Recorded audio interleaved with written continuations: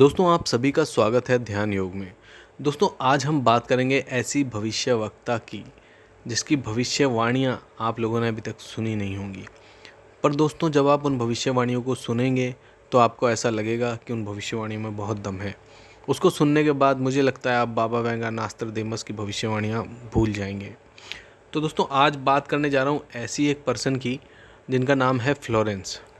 तो आइए समय वेस्ट ना करते हुए उनकी भविष्यवाणियां देखते हैं। अमेरिका की विश्वविख्यात भविष्यवक्ता फ्लोरेंस ने अपनी भविष्यवाणी में कई बार भारत का भी जिक्र किया है। The fall of sensational culture नाम की अपनी पुस्तक में उन्होंने लिखा कि सन 2000 आते आते प्राकृतिक संतुलन भयावह रूप से बिगड़ेगा, लोगों में आक्रोश की भावना प्रबल होगी, दुराचार पराकाष्ठा पर होगा, पश्चिमी देशों के विलासपूर्ण जीवन जीने वालों में निराशा, बेचैनी और अशांति होगी, अतृप्त अभिलाषाएं और जोर पकड़ेंगी। दोस्तों उसके बाद वो लिखती हैं कि जिससे उनमें आपसी कटुता बढ़ेगी, चारों ओर हिंसा और बर्बरता का वातावरण होगा। ऐसा वातावरण होगा कि चारों ओर हाहाकार मच जाएगा।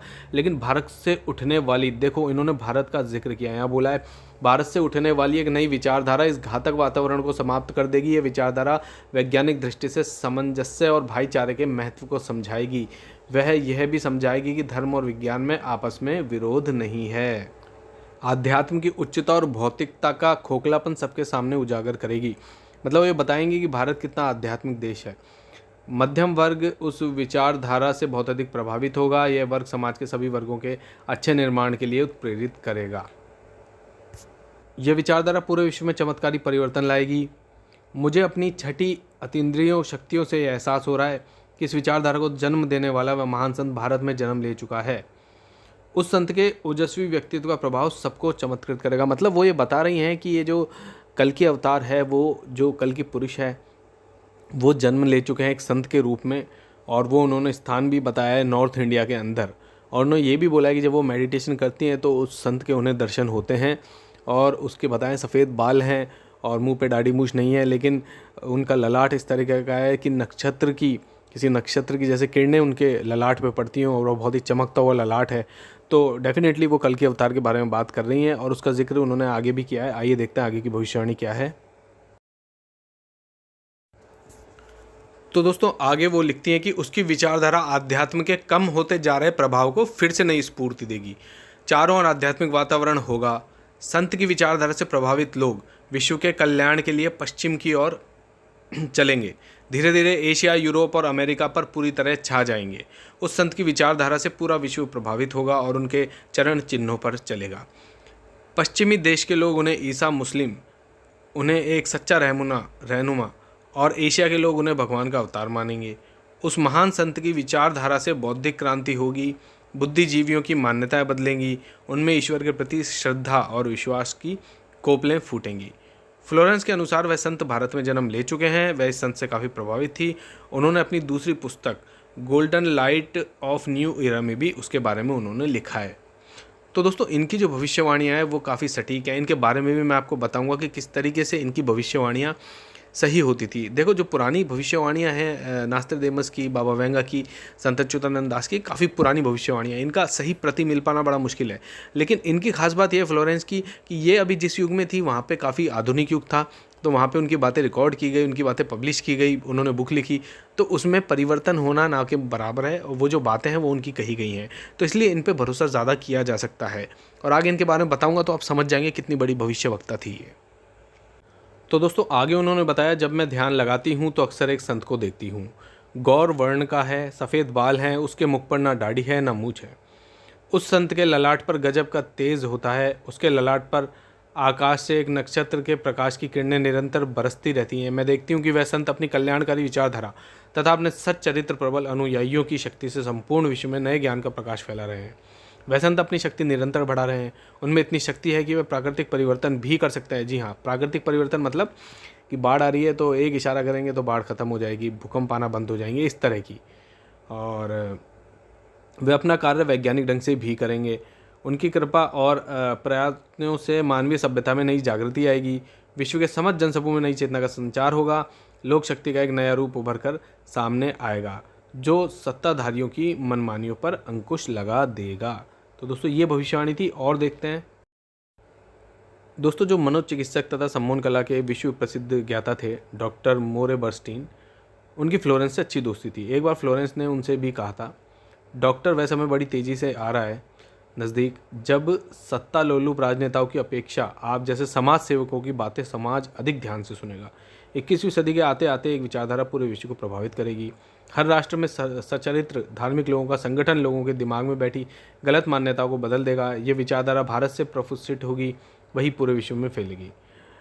मैं उस पवित्र स्थान पर एक प्रचंड तपस्वी को देख रही हूँ जिसका तेज बड़ी तेजी से फैल रहा है। मनुष्य में सोए देवत्व को जगाने तथा धरती का स्वर्ग जैसा बनाने के लिए वे संत दिन रात प्रयत्न कर रहे हैं। जी हाँ, यहाँ कल की अवतार की ही बात हो रही है कि कल की अवतार जन्म ले चुके हैं, वो उन्होंने बता दिया है और वो काफ़ी तेज़ी से अपना तेज बढ़ा रहे हैं जिससे कि देवत्व जो है लोगों का जगह, लोगों में अच्छाइयाँ आए और लोग अच्छे अच्छे कार्य करें और बुरे कार्यों से निकल जाएं। तो दोस्तों देखो, इतनी बड़ी भविष्यवक्ता थी फ्लोरेंस। तो दोस्तों, एक बार ना एक पत्रकार ने 1964 में फ्लोरेंस से पूछा था कि क्या वह दुनिया का भविष्य बता सकती है। फ्लोरेंस ने इसके जवाब में कहा था कि 1970 की शुरुआत व्यापक उथल पुथल के साथ होगी। 70-80, 1979-80 के बाद ऐसे ऐसे भूकंप आएंगे कि न्यू जर्सी का कुछ हिस्सा तथा यूरोप और एशिया के कुछ देशों के स्थान भूकंप से विदीर्ण हो जाएंगे, कुछ जलमग्न भी हो जाएंगे। तृतीय विश्व युद्ध का आतंक सबके दिमाग में बैठ जाएगा और वे इस युद्ध की तैयारी करेंगे। लेकिन भारतीय राजनेता अपने प्रभाव और बुद्धि से तीसरे विश्व युद्ध को टालने में सफल हो जाएंगे। तो जैसा कि देखा जा रहा है कि अभी FBI जो अमेरिका की एजेंसी थी उसने बताया था कि मोदी जी की वजह से, यानी कि है तो भारत के ही नेता, उनकी वजह से अभी विश्व युद्ध टला है क्योंकि उन्होंने पुतिन को परमाणु हमले के लिए मनाया कि भाई ना करें। तो पुतिन मान गए हैं, ये साफ बोला है FBI ने। तो दोस्तों, ये भविष्यवाणी इनकी देखो बिल्कुल सही साबित होती है। उसके आगे दोस्तों वो लिखती हैं कि तृतीय विश्व युद्ध के शुरू होने तक भारत की शासन की बागडोर आध्यात्मिक प्रवृत्ति के लोगों के हाथों में होगी, इसलिए उनके प्रभाव से विश्व युद्ध टलेगा। दोस्तों, अमेरिका के शहर न्यू जर्सी की रहने वाली फ्लोरेंस वाकई में एक विलक्षण महिला थी। एक बार नोबेल नाम के व्यक्ति ने टीवी कार्यक्रम के दौरान, मतलब लाइव, आप सोचिए, टीवी कार्यक्रम के दौरान उनसे पूछा, आप भारत में जन्म ले चुके संत के बारे में अक्सर बताती रहती हैं, मैं आप अपने बारे में भी कुछ जानना चाहता हूँ। उन्हें टेस्ट करने के लिए उन्होंने बोला। फ्लोरेंस ने उनके दाहिने हाथ को थाम लिया और बोली, आप बहुत ही जल्दी किसी दूसरे राज्य में, मतलब ये जो टेलीकास्ट हो रहा है ऐसा ही प्रसारण किसी दूसरे राज्य में करेंगे। नोबेल एक प्रसारण सेवा के कर्मचारी थे। तो फ्लोरेंस की इस बात पर वो हंसने लगे और कुछ क्षण बाद बोले, आपने मुझसे अच्छा मजाक किया। यदि हमारी कंपनी के अधिकारी इस कार्यक्रम को देख रहे होंगे तो मैं दूसरे राज्य में जाऊँ या नहीं, फिलहाल मुझे अपनी कंपनी से तो भैया तुरंत निकाल दिया जाएगा। कुछ ही मिनटों के बाद टीवी के कंट्रोल रूम का फ़ोन घनघना उठा। फ़ोन नोबेल के लिए था। अपनी कंपनी के जनरल मैनेजर उनसे बात करना चाहते थे। नोबेल ने जब फ़ोन उठाया तो उन्होंने कहा कि हम न्यूयॉर्क से प्रसारण का काम शुरू करने का हमने निर्णय लिया है, वहाँ तुम्हें भी भेजा जाएगा। अभी ये बात को गुप्त रखना, इसकी घोषणा कल की जाएगी। मैं टीवी पर फ्लोरेंस के साथ तुम्हारी बातचीत देख रहा था। फ्लोरेंस ने तुम्हारे विषय में जो बताया वह पूरी तरह सच है। आश्चर्य यह है कि उन्हें बात कैसे मालूम पड़ गई। नोबेल फ्लोरेंस का चेहरा देखता हुआ रह गया। कुछ पत्रकारों ने एक बार उनसे पूछा था कि भविष्य को कैसे देख लेती हो तथा गायब व्यक्ति या वस्तुओं का कैसे पता लगा लेती हो। तो फ्लोरेंस ने बताया, मुझे स्वयं नहीं मालूम ऐसा कैसे संभव हो जाता है। मैं भविष्य के विषय में एक बहुत महत्वपूर्ण बात बता रही हूँ। 20वीं शताब्दी के अंत में भारतवर्ष से एक प्रकाश निकलेगा, यानी कि कल की अवतार की बात उन्होंने की है। दोस्तों, कल की अवतार भारतवर्ष से ही आना है, तो भारतवर्ष से कल की अवतार आएगा। आगे उन्होंने कहा दोस्तों कि एक दिव्य महापुरुष द्वारा ये प्रकाश पूरे विश्व में फैलेगा। वह सभी को सत्मार्ग पर चलने की प्रेरणा देगा। समस्त दुनिया में एक नई सोच की ज्योति फैलेगी।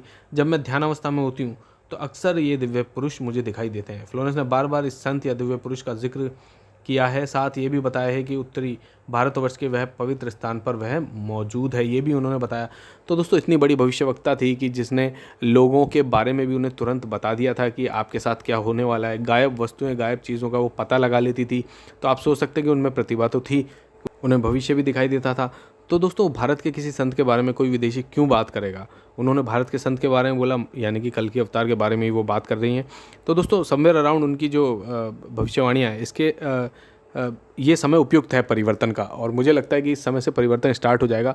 अब कल की कब तक सामने आएंगे उसका समय लगेगा, लेकिन हाँ 10 से 20 साल लग सकते हैं, हो सकता है ज़्यादा भी साल लग जाए, लेकिन 2100 से ज़्यादा साल नहीं लगेंगे।